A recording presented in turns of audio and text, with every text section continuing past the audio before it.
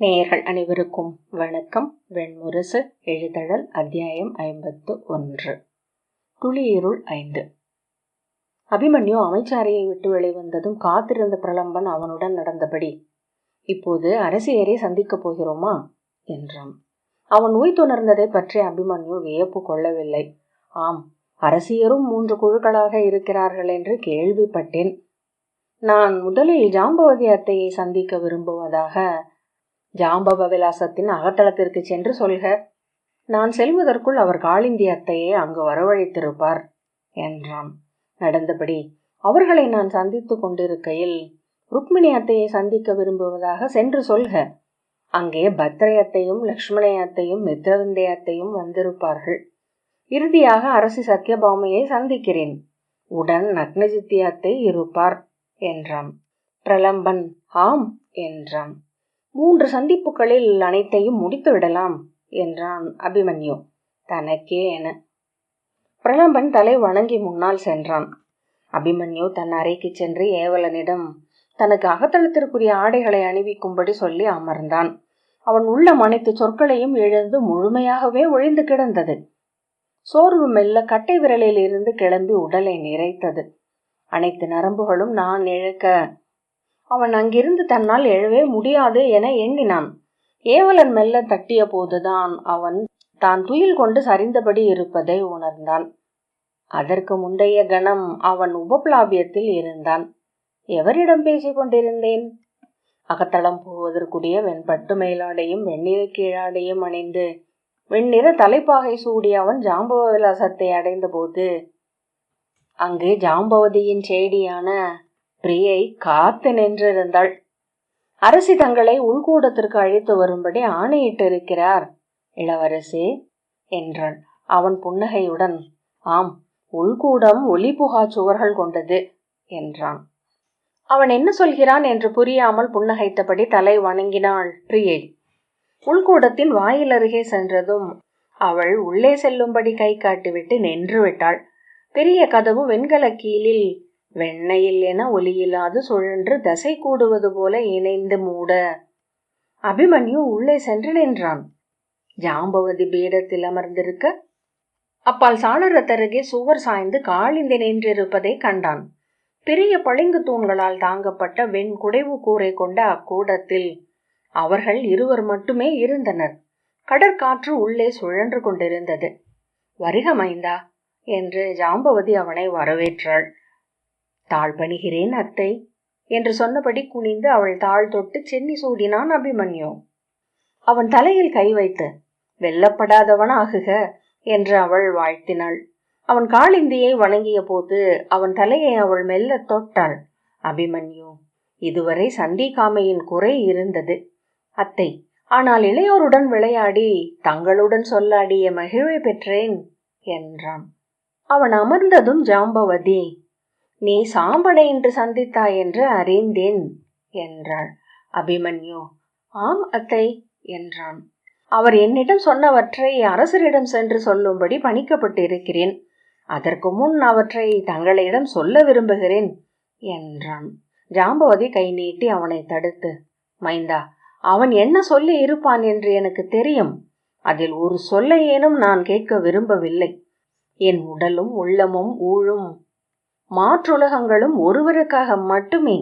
பிரிதொரு எண்ணம் என்னில் எப்போதும் எழுந்ததில்லை. அவர் தந்தையிடம் மாறுகொண்டிருக்கிறார். களமெதிர் நிற்கவும் கூடும் என்றான் அபிமன்யு. அவ்வாறு என் மைந்தர் நிற்பார்களே என்றால் அவர்களின் குருதியை ஒரு துளி விழிநீர் எழாது நின்று நோக்கவும் நான் சித்தமாவேன். அவர்கள் எனக்கு எவரும் அல்ல என்று ஜாம்பவதி சொன்னாள். இங்கிருக்கும் எவரும் எனக்கு உறவு அல்ல. இவ்வாறு சூழ்ந்துள்ள எப்பொருளும் என்னுடையதும் அல்ல. இங்கு ஒலிக்கும் ஒரு சொல்லுக்கும் என் உள்ளத்திற்கும் பொருள் இல்லை. ஒருவருக்கு மட்டுமென இப்புவி பிறந்தேன். அவரிலிருந்து அவர் விழைவால் அலைவுற்று விலகி வந்த அவர்தான் நான் என்று ஜாம்பவதி சொன்னாள். மீண்டு அவர் அகத்து அமர வேண்டியவள். என்னை அவ்வாறென்றன்றே பிரிதென்று எப்போதும் உணர்ந்ததில்லை. இம்மைந்தர் இங்கு பிறக்கையில் அவர் என்னில் நிகழ்கிறார் என்றே எண்ணினேன். என் புறமும் சூழ்ந்திருந்தாலும் கையெட்டி தொட முடியாதவராகிய அவரை மடியிலும் முலைகளிலும் இட்டு சீராட்ட முடிவதற்கான வாய்ப்பென்று மட்டுமே கருதினேன். என் வழியாக அவ்வுலகு நோக்கி அவர் விரிகிறார். வில்லென்று என்னை கொண்டு அம்புகளை தொடுக்கிறார். பிரிதொன்று கருதியதே இல்லை. ஜாம்பவதி பருத்து ஓங்கி பெரிய கைகளும் பரந்த முகமுமாக ஆலய சிலைகளில் எழுந்த அன்னை போல் இருந்தாள். இப்போது கூட இம்மைந்தர் தந்தையிடம் மாறுகொள்கின்றனர் என்று நான் கருதவில்லை. அவரே 80 முகம் கொண்டெழுந்த தன்னுடன் தான் போர் புரிகிறார் என்றே தோன்றுகிறது. அது அவர்களின் போர். நாங்கள் என்மரும் அதில் எங்கும் இல்லை என்றாள். சிறிய கரிய உடலும் சிறுமியருக்குரிய வட்டமுகமும் கொண்டிருந்த காளிந்தி, ஆம், அக்கை சொல்வதே என் சொல். இத்தனை தெளிவாக என்னால் உரைத்துவிட இயலாது என்றாள். ஜாம்பவதி, மைந்தரை என் தோளிலிருந்து இறக்காது வளர்த்தேன். மூத்தவனை அன்னையுடன் இருப்பவன் என்பதனால் அம்பன் என்று செவிலியர் களியாடுவதுண்டு. எப்போதும் பிரியாமல் என்னை சுற்றி என் உளம் அமைந்த உருவத்தை 10 பிரித்தமர்த்தி ஒவ்வொன்றையும் வழிபட்டு வந்தேன் என்றாள். மீண்டு சென்று என் மைந்தனிடம் பேசுவாய் என்றால் சொல்க. அவனிலும் அவன் உடன் பிறந்தாரிலும் நான் கண்டது ஒரு முகத்தை மட்டுமே. அழிவற்றது அம்முகம். அவர்களின் உடல் அறிந்தால் கூட இப்புவியில் என்றும் இருக்கும் அது. அவள் எழுந்து கொண்டு, இப்போது நீ மூத்த அரசியர் இருவரையும் பார்க்க போகிறாய் என்று எண்ணுகிறேன். அவர்களுடன் பிற 4 இருப்பார்கள். எண்ணிக்கொள் மைந்தா, ஒருவருக்கும் மறு சொல்லென ஒன்றும் இருக்காது. நாங்கள் 8 பிரிந்து வேறு வேறு முகம் கொண்டு உளம் திரண்டு சொல் பெருக்கி முரண்பட்டு இங்கு ஆடும் இந்த நாடகம் அவர் மகிழ்ந்து உவகை கொள்ளும் பொருட்டு எழுந்தது மட்டுமே. இதற்கப்பால் நாங்கள் அரசியர் அல்ல, அன்னையரும் அல்ல. அபிமன்யு எழுந்து கை கூப்பி நின்றான். ஜாம்பவதி தன் மேலாடையை அள்ளி தோளில் இட்டு கொண்டு, நாங்கள் அணி புனைய வேண்டும். இன்று அவை அமரும் நாள், 14 ஆண்டுகளுக்கு பின் என்றாள். அபிமன்யு தலை வணங்கி, இதையும் நான் அறிந்திருந்தேன் அத்தையே. இத்தனை உகந்த சொற்களில் இதை கேட்கும் பேறு எனக்கு அமைய வேண்டும் என்றுதான் இத்தருணம் எனக்கு அளிக்கப்பட்டது என்று உணர்கிறேன் என்றான். ஜாம்பவ விலாசத்தின் முகப்பில் பிரலம்பன் அவனை எதிர்கொண்டான். அபிமன்யு அங்கு வந்த போதிருந்த சோர்வகன்று முகம் மலர்ந்திருப்பதைக் கண்டு, நின்று விட்டோமா என்றான். எண்ணியதல்ல நிகழ்ந்தது என்றான் அபிமன்யு. பிரலம்பன் குழப்பத்துடன், நாம் பிற அரசியரை பார்க்க வேண்டும் அல்லவா என்றான். ஆம், அத்தையரிடம் பேசினாயா என்று அபிமன்யு கேட்டான். இளவரசே, யாதவ அரசியும் இளைய அரசியும் பிற 4 அரசரின் அறைக்கு சென்று விட்டார்கள் என்றான். அரசர் அறைக்கா? இன்னும் பொழுதிருக்கிறதே என்று அபிமன்யு சொன்னான். ஆம், அவர் இன்னமும் அணியரை விட்டு வரவில்லை என்றார்கள் என்றான் பிரலம்பன். என்ன நிகழ்ந்ததென்றே தெரியவில்லை. நாம் மூத்தவர் பானுவை சந்தித்ததை மூத்த அரசி அறிந்திருக்கலாம். சினம் கொண்டு தன் அரண்மனையிலிருந்து கிளம்பி அரசரை சந்திக்கும் பொருட்டு சென்றார் என எண்ணுகிறேன். ஆனால் அவருடன் பிறரும் சென்றிருக்கிறார்கள் என்றான் அபிமன்யு. ஆம், அவர் செல்வதைக் கண்டு அவருடன் இளைய அரசியும் சென்றார் என எண்ணுகிறேன். ஆகவே பிற 4 உடன் சென்றனர். அபிமன்யு, எப்போது அவர்கள் அரசர் அறைக்குள் நுழைந்தார்கள் என்றான். சற்று முன்பு. அச்செய்தியை அறிந்ததும் தங்களை சந்திக்க ஓடி வந்தேன். அரசியருடனான சந்திப்பு நீளும் என்றால் உள்ளே வந்து எவ்வாறு அதை தெரிவிப்பது என்று தயங்கிக் கொண்டிருந்தேன். அது விரைவிலேயே முடிந்துவிட்டது. வருக என்று அவன் தோளில் தட்டியபடி அபிமன்யு நடக்க, எங்கு செல்கிறோம்? அரசியரை சந்திக்க இது உகந்த தருணம் அல்ல. நீங்கள் எண்ணிய எதையுமே இப்போது நாம் அவர்களிடம் சொல்ல முடியாது என்றான் பிரலம்பன். அவர்களிடம் இனி சொல்வதற்கு எதுவும் இல்லை. அவர்கள் அனைவரின் பொருட்டும் ஜாம்பவதி அத்தையே பேசிவிட்டார்கள் என்று அபிமன்யு சொன்னான். அபிமன்யுவும் பிரலம்பனும் இடைநாழிகளினூடாக நடந்து கூடத்தில் படிகளில்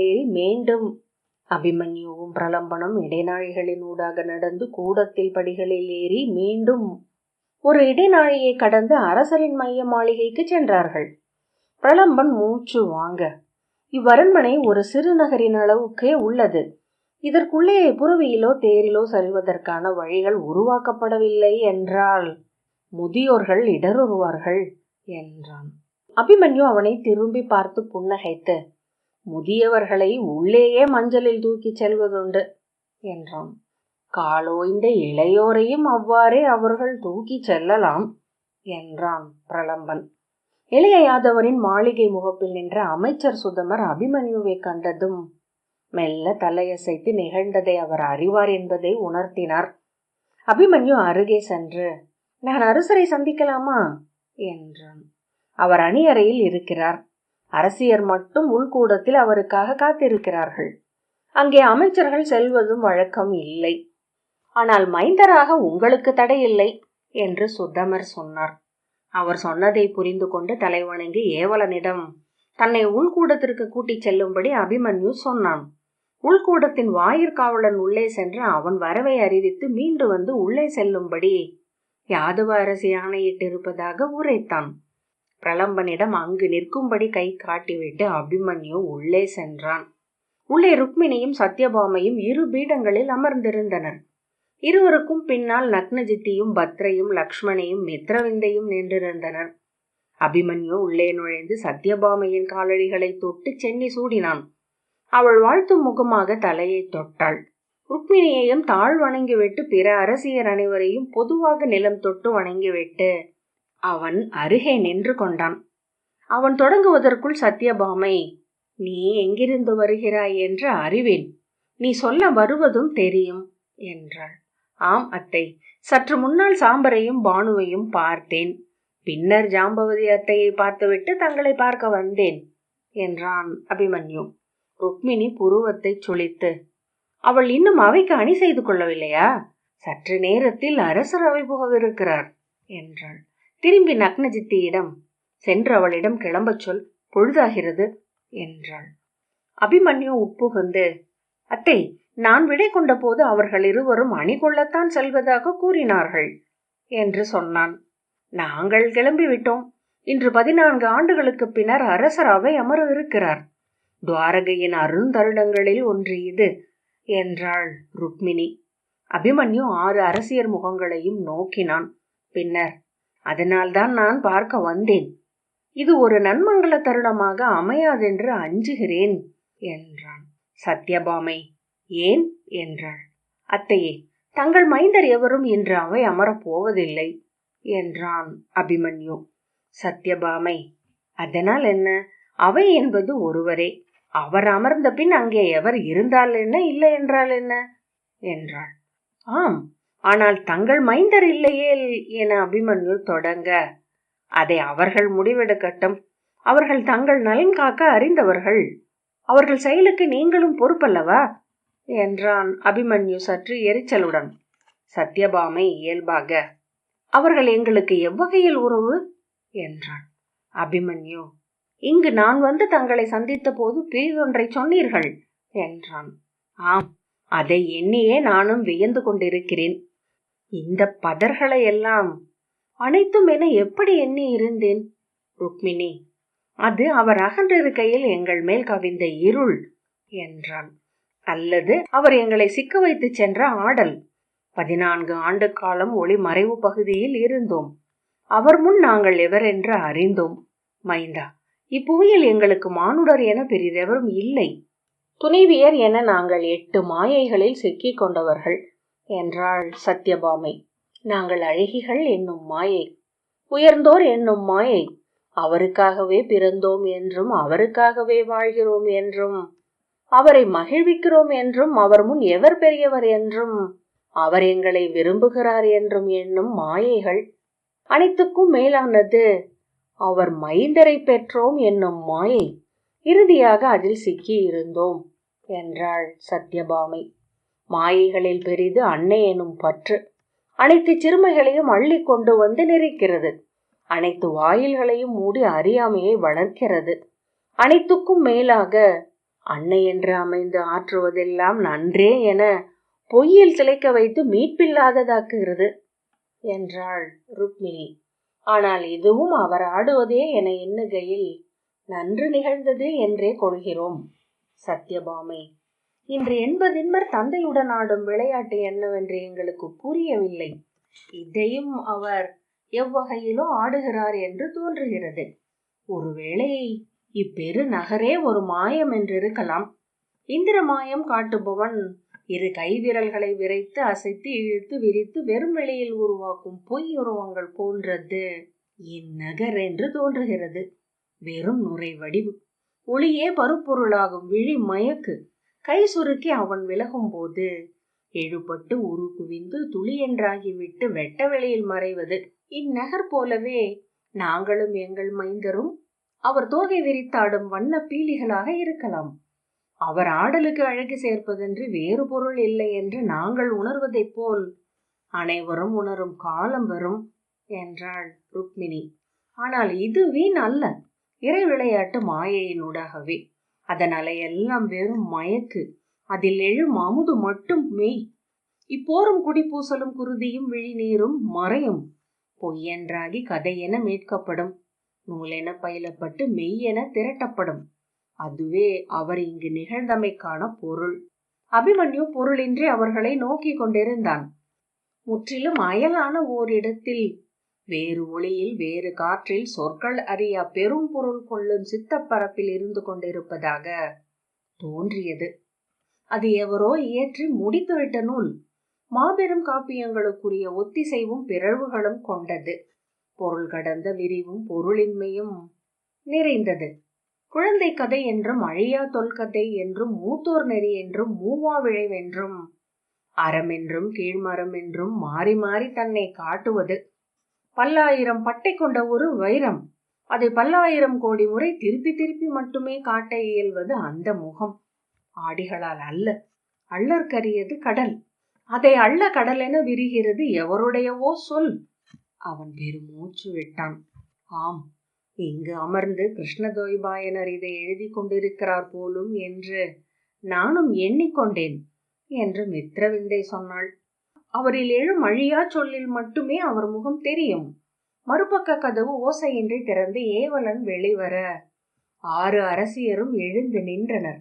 அபிமன்யு எழுந்து கை கூப்பி நின்றான். உயர்ந்த அரை கதவினூடாக இளைய யாதவர் அரசனி கோலத்தில் வெளிவந்தார். பச்சை மரகதங்கள் பதிக்கப்பட்டு தளிரென்று ஒளிவிட்ட பொற்குரடு, இளநீல அருமணிகள் சுடர்ந்த கழல், உருகி வழிந்த பொன் என நெளிவுகள் அமைந்த அரையாடை, அனலொளி கொண்ட வைரங்கள் செறிந்த பொற்கச்சை, அதில் செருகப்பட்ட உடைவாளின் பிடியில் கருடன் செவ்விழி திறந்திருந்தது. பொற்கவசமிட்ட மார்பு, தோளிலையும் புயவளைகளும் கங்கணங்களும் கணியாழிகளும், அணியில்லாத ஓர் இடமில்லை. பூத்த மரங்களில் நிகழும் நிறைவு, அணிகள் உடலுக்கு மானுடன் அளிக்கும் படையல். இது உன் அழகு, இது உன் நெகிழ்வு, இது உன் குழைவு, இது உன் குலுங்கல், இது உன் சிலம்பல். இவை நீ கொண்டவற்றின் தூய்மைகள் மட்டுமே என அவன் உடலிடம் சொல்கிறான். ஆம் என்று சூடி மேலும் பொலிகிறது உடல். அணிகளால் குழந்தை மலர்கிறது, கண்ணியர் கணிகிறார்கள், அன்னையர் நிறைவுறுகிறார்கள், அரசர்கள் மாண்புறுகிறார்கள், தெய்வங்கள் வெளியுறு கொள்கின்றன. அணிகளன்றி அவர்களுக்கு அளிக்க மானுடனிடம் ஏதும் இல்லை. அணிகள் அழகென மானுடன் அறிந்தவற்றின் நுண் செறிவு. அவன் விழி கொண்ட தவத்தை கைகள் அறிந்ததன் சான்று. ஆக்கி அழிக்கும் தெய்வங்களுக்கு முன் பணிந்து அவன் காட்டும் ஆணவம். செம்பட்டு சுழற்றி அதன் மேல் முத்தாரம் சுற்றி வைர மலர்கள் பதித்து இப்புவியின் முதன்மை பெரும் செல்வம் என்று அமைந்த 3 அடுக்கு மணிமுடியின் மீது வானிலிருந்து மிதந்து வந்து விழுந்து மெல்ல தைத்து நிற்பது போல் மயிர் பீலி காற்றில் அசைந்தது. பொன் என்றும் மணி என்றும் அணி என்றும் ஆடை என்றும் குலம் என்றும் குடி என்றும் அரசென்றும் அறம் என்றும் அவரை இங்கிருக்க வைக்கும் அனைத்துக்கும் ஒப்பால் சிறகு என எழுந்து அவரை வானில் எடுத்துச் செல்லும் ஓர் அழைப்பு அது. எழுதழல் 51வது அத்தியாயம் இத்துடன் நிறைவு பெற்றது. நன்றி.